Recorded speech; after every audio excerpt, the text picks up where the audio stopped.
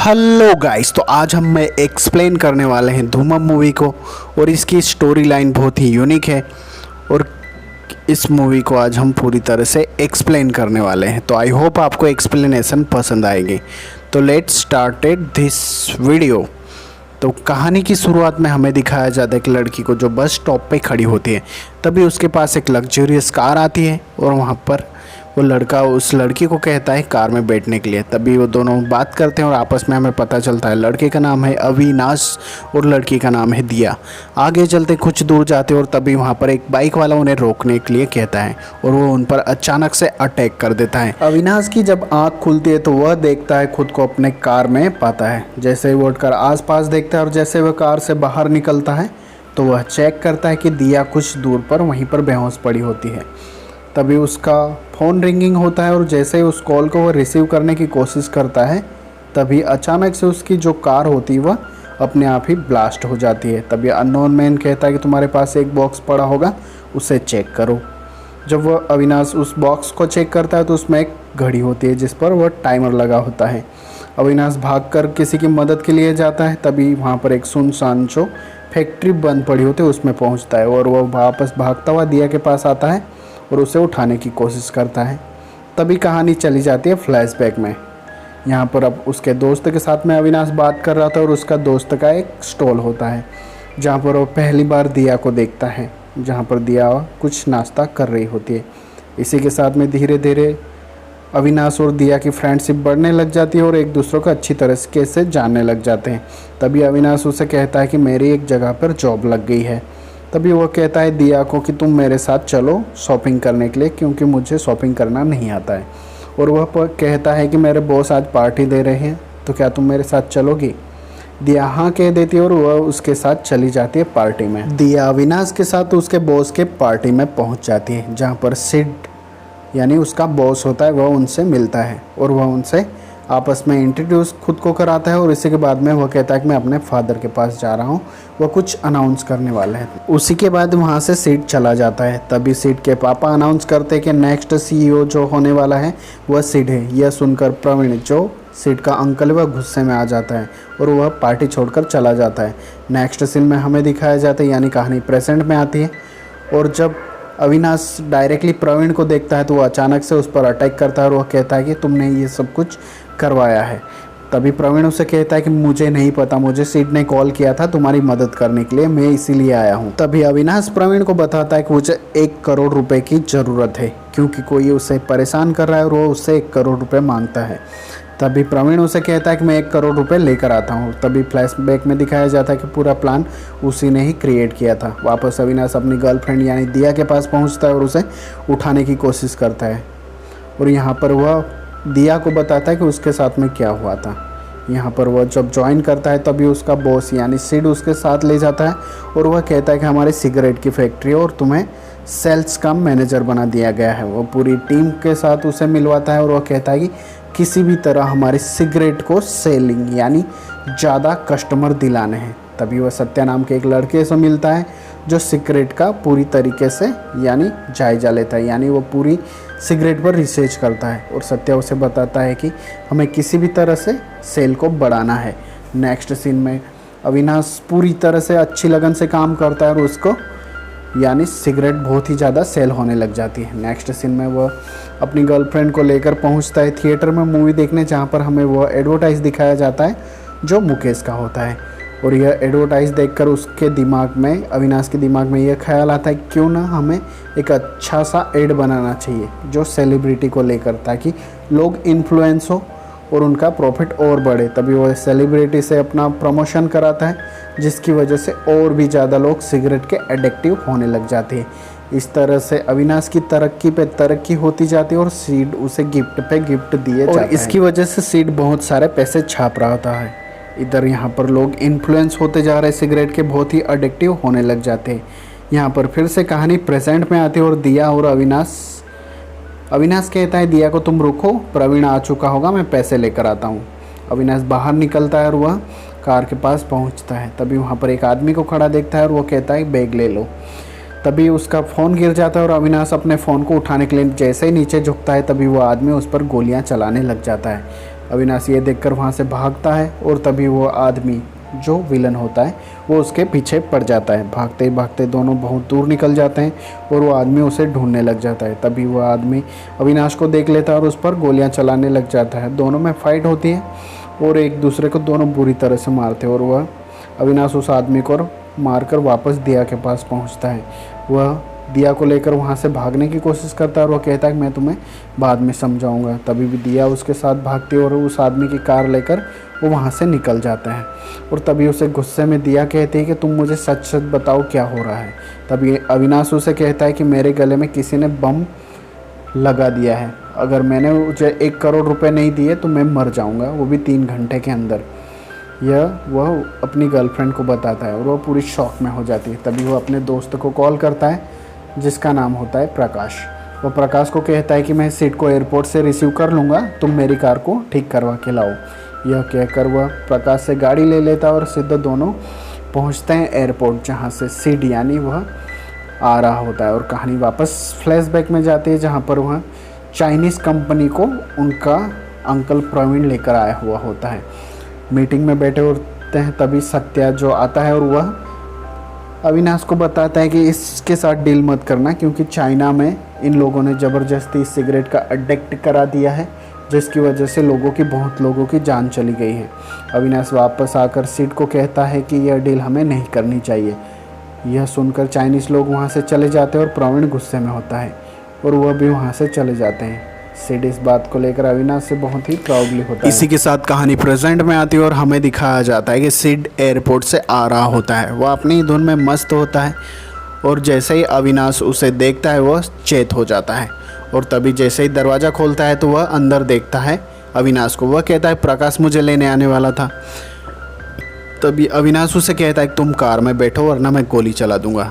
तभी वह सिड को किडनैप करके वहाँ से ले जा रहा होता है। सिड को किडनैप करके वह फैक्ट्री में ले आता है और प्रवीण को कॉल करके कहता है कि तुम 1 करोड़ रुपए लेकर फिर से उसी जगह पे आ जाओ। यहाँ पर कहानी वापस फ्लैशबैक में जाता है और जहाँ पर हमें स्पीच दे रहा होता है हमारा अविनाश और वह बहुत ही अच्छी स्पीच देता है। कहानी वापस प्रेजेंट में आती है जहाँ पर प्रवीण 1 करोड़ रुपए लेकर आ जाता है और तभी यहाँ पर हमें दिखाया जाता है कि सिड को बांधा हुआ होता है और वह धीरे से यानी जो पैसों का बैग होता है वह अविनाश लेकर वहाँ से भागने में कामयाब हो जाता है।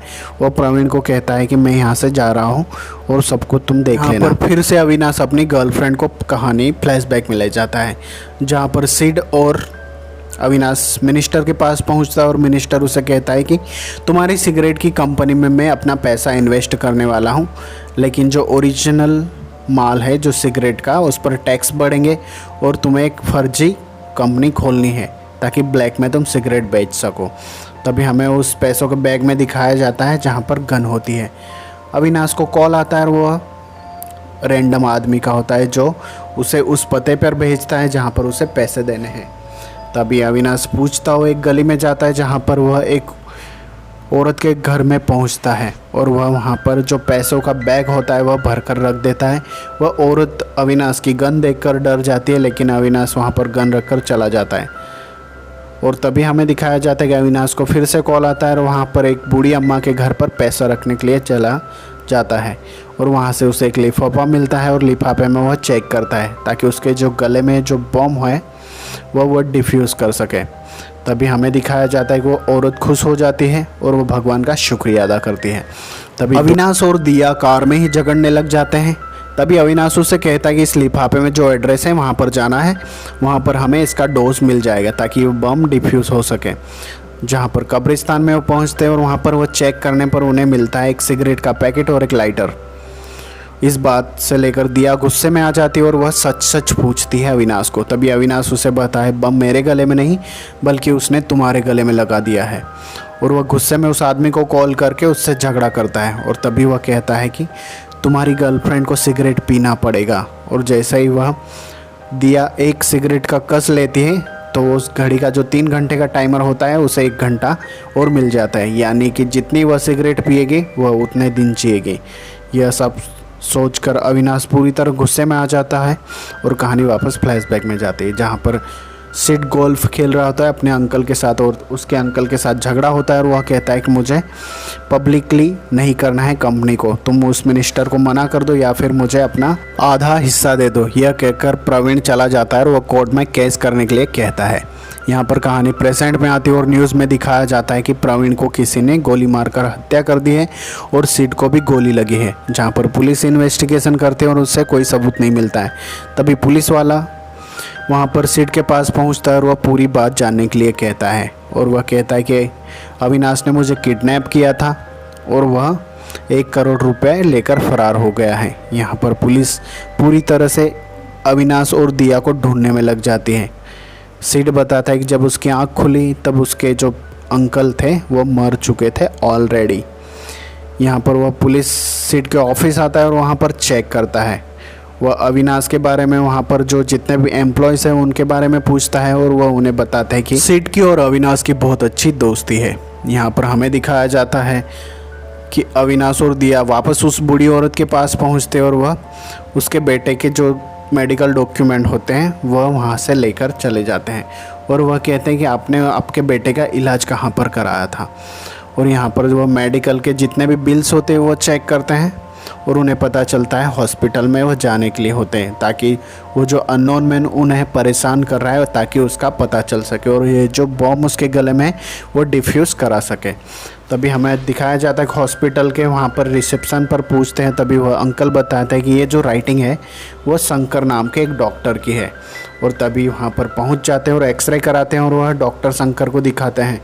तभी वह डॉक्टर शंकर पर अटैक कर देते हैं और वह पूछते हैं कि ये तुमने मेडिकल स्लिप कैसे बनाई। तभी वह डॉक्टर कहता है कि ये मैंने नहीं किया, तब मेरा हाथ टूटा हुआ था तो कोई मदद करने आया था। नेक्स्ट सीन में पुलिस भी हॉस्पिटल पहुंच जाती है और दूसरे सीन में हमें दिखाया जाता है मिनिस्टर को, जहां पर उसके पास उसका पीए आता है और वह कहता है कि दिया और अविनाश का पता चला है, जहां पर दिखे उन्हें गोली मार दो। मिनिस्टर सिड से बात करता है और सिड उन्हें बताता है कि वो अविनाश हमारे बारे में बहुत कुछ जानता है।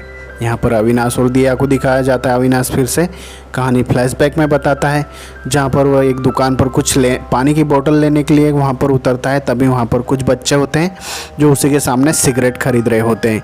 यह देखकर अविनाश बुरी तरह से डिस्टर्ब हो जाता है और वह कहता है कि मेरी वजह से लोग एडिक्टेड हो रहे हैं सिगरेट के। यहाँ पर वह सिड को बताता है कि हमें बच्चों के लिए यानी सिगरेट पर 18 साल से ऊपर के ही बच्चे खरीद सकते हैं, यह लिखवाना होगा। लेकिन सिड खुद का फ़ायदा देखता है। यह बात सुनकर अविनाश रिज़ाइन रखने चला जाता है और वो रिज़ाइन देता है। यहाँ पर हमें अविनाश और सिड को दिखाया जाता है। सिड उसे कहता है कि अब तुम छुट्टी लेकर घर चले जाओ और साथ में जो मेरी कार है वो भी तुम लेके जाओ।